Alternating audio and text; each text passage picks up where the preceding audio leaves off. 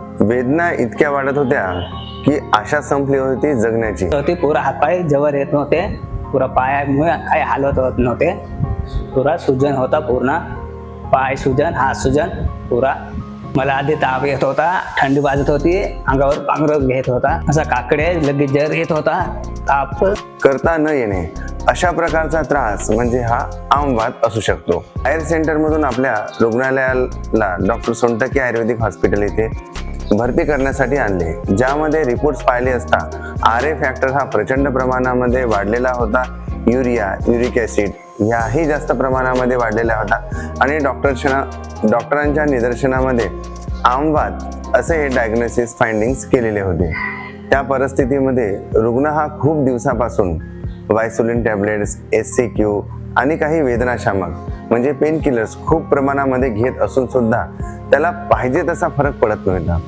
मग त्यावरती आम्हाला एक प्रश्न पडतो की आता आम्हाला इथून ट्रीटमेंट कशा पद्धतीने आयुर्वेदिक सुरू करायचे आहे, कारण तर पेशंट पूर्णपणे हा ज्या ज्या बेसिक गोष्टीच्या औषधं असतात त्या सर्व काही घेऊन आलेला होता आपल्याकडे। अशातच एक निर्णय घेतला की काही का असे ना ह्या पेशंटला आपण बरं करायचं। मग त्यावरती काही उपचार सुरू केले, दैनंदिन बदलला, दिनचर्या बदलली आणि काही काळजी सुरू केली। त्यावरती काही दिवसातच जमतेम एक 10 ते 15 दिवसामध्ये खूप चांगले आम्हाला त्याच्यामध्ये फरक जाणवायला लागले। पेशंट चाला फिरायला लागला, हिंडायला लागला आणि एक नवीन आशेची किरण, जे की आपण म्हणतो की पेशंट पूर्णपणे ठीक होऊ शकत नाही अशा परिस्थितीमध्ये आम्ही त्याला चालायला लागला, फिरवायला लागला आणि हिंडा फिरायला लागल्याच्या नंतर तो स्वतःचे कामं स्वतः सुद्धा करायला लागला।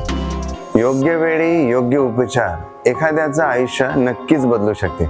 आमवाताने जर समजा आपण त्रास झालेला असेल तर नक्कीच आयुर्वेदापासून सुरुवात करायला हरकत नाही।